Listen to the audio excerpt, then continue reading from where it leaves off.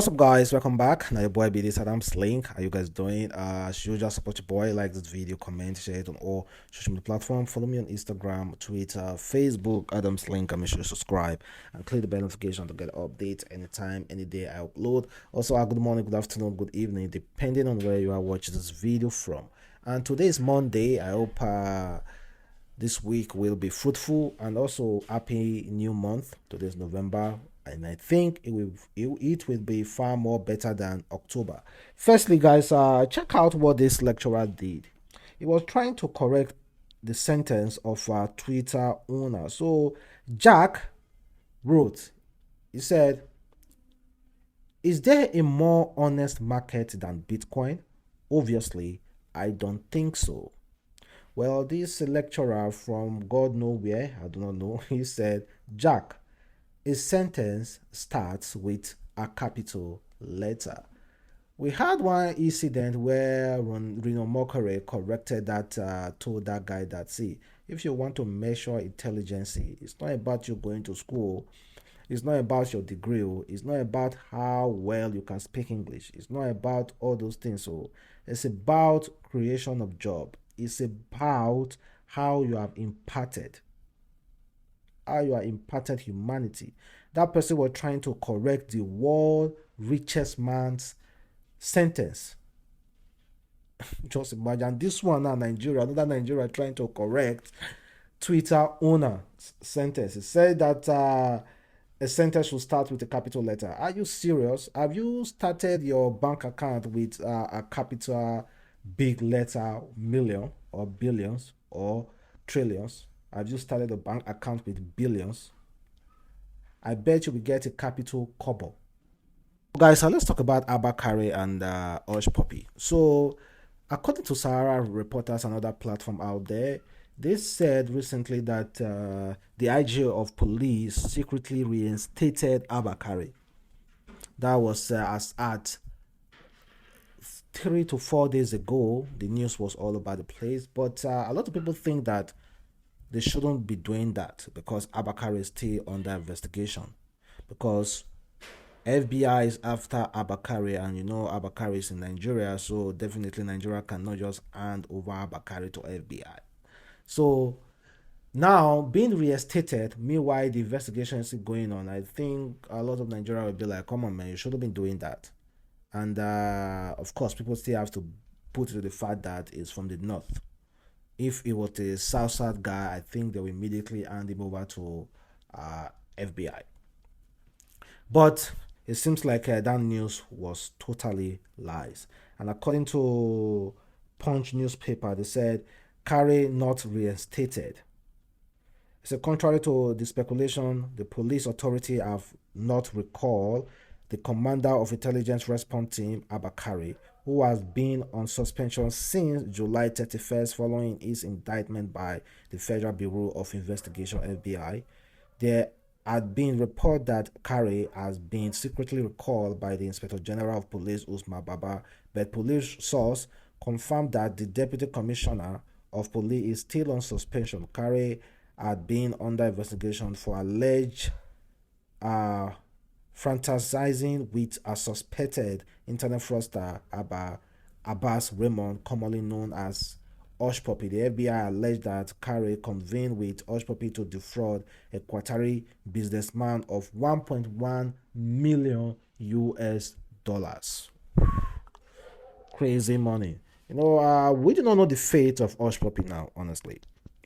And like I've said before, it's quite disheartening. You know, it's someone just. I think a lot of people need to learn from Hushpuppi's story. Really, really disheartening. And I think one of the most thing that we all know of Hushpuppi, if you say what is Hushpuppi legacy, his legacy, what he has imparted, what he has done, just as what Festus Obi said, that they shouldn't be comparing himself with Hushpuppi, that he has done much for his people than Hushpuppi, that he was creating jobs for his people. So bringing him with Hushpuppi in the same sentence is disrespectful to him. That's what Investors Obi said, even when Investors Obi has been judged and sentenced to some few years in prison. Well, I will categorically state that the only legacy we know of Hushpuppi is Gucci, Gucci Master, Fenley, Dubai, Big Boy, Ferrari, Bentley, expensive restaurants, expensive clothing. That's the only legacy we know about Hushpuppi. Importing black China, importing fine girls, blowing money in the clubs. That is the legacy we know about Hushpuppi. Let's be completely honest. And I think the people that we all outrightly support him is people that have benefited directly from him, and those are the celebrities, friends, and other big boys. But as a common man, no, I don't think we can say yes, he has done much for us. And also, talking about investors OB, so the federal government now are currently trying to forfeit investors OB's house, cars. There's a court order interim forfeiture of investors OB's house, cars to federal government. Well, you say Obi was arrested in the United States of America over an alleged 11 million cyber fraud and sentenced to 10 years in prison. He was arrested by the Federal Bureau of Investigation after being implicated as a cybercrime syndicate that had defrauded some Americans to the tune of $11 million through fraudulent wire transfer instruction in a massive coordinated business email compromise. Well, after he was sentenced, the federal government moved swiftly to immediately forfeit all his cars and all his mansions. So the forfeiture doesn't mean that they will hand over all the properties to United States of America. Should the federal government hand over all the properties to United States of America immediately? Don't forget, we still have a lot of politicians, majorly, politicians, who have their own, who have been judged and their property are currently seized by the United States of America because of fraud.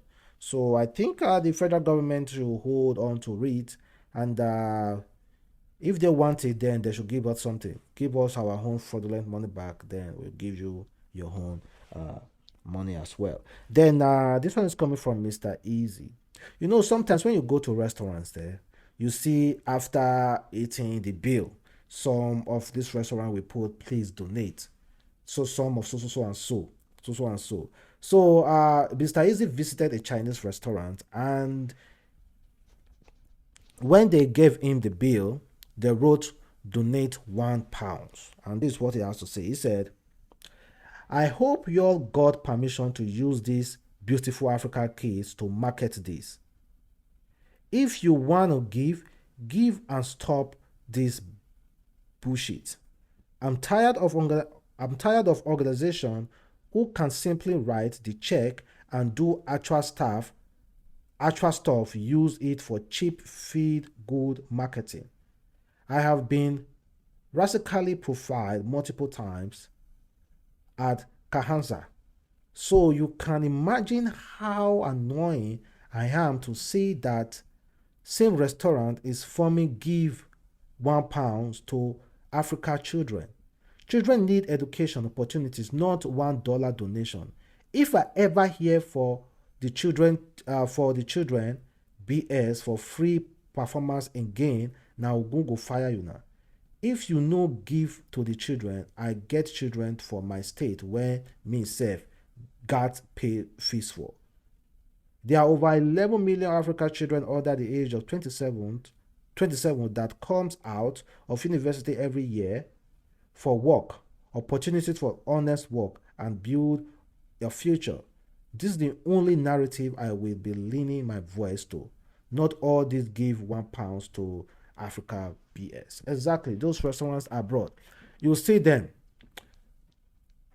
They will just do pictures, go online, take pictures, and they say donate £1 to Africa children. I keep wondering, why is it that this big organization with huge money, they still need donations? They still need donations to give, and meanwhile they have huge money stored in their bank, and they don't want to even help, but they want you to still donate. And meanwhile, you see all the restaurants doing all those kind of tricky stuff. Just take pictures. And meanwhile, you will be so. Why didn't you put a white man's white child there and say donate? We know that we African children are really suffering.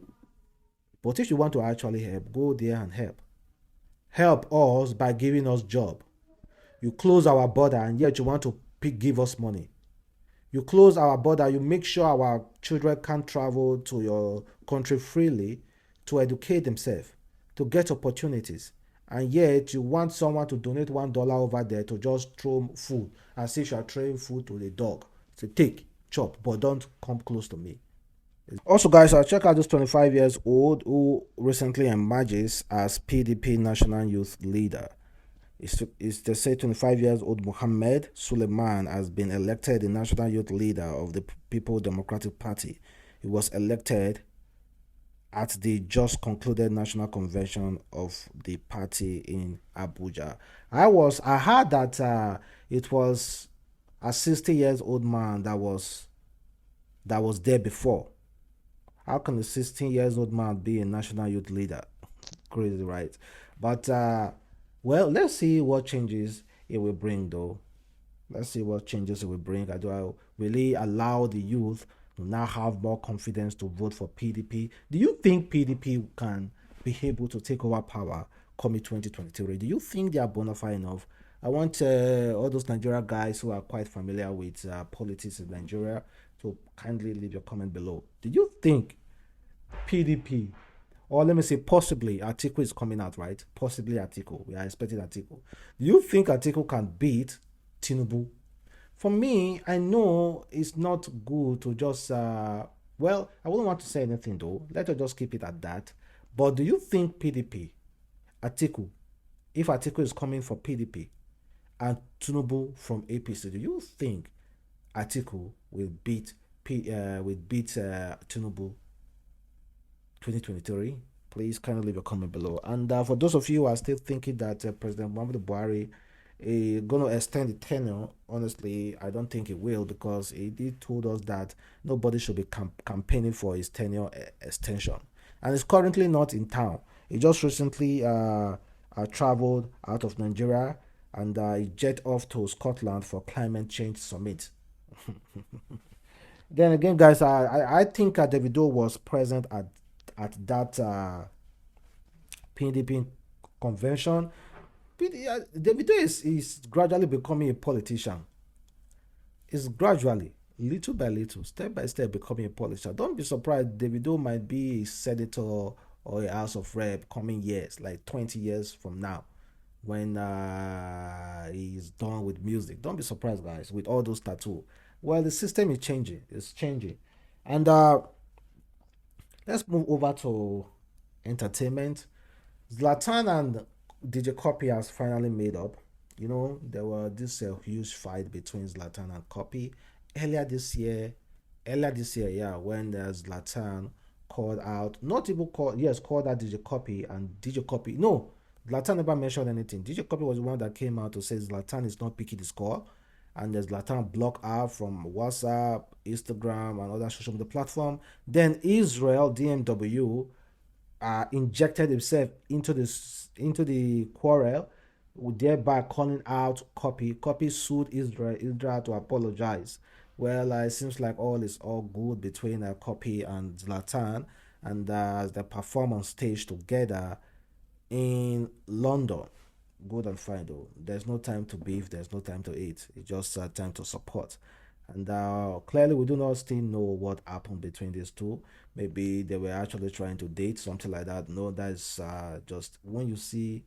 You hardly to see a woman and a man fighting. That doesn't really necessarily have to be about dating. Well, guys, so thank you very much for watching. It's a boy again, Adamslink. Thank you for staying tuned. I'm going to catch you on my next video. Don't go anywhere. That will be coming later this evening. So, peace. Bye.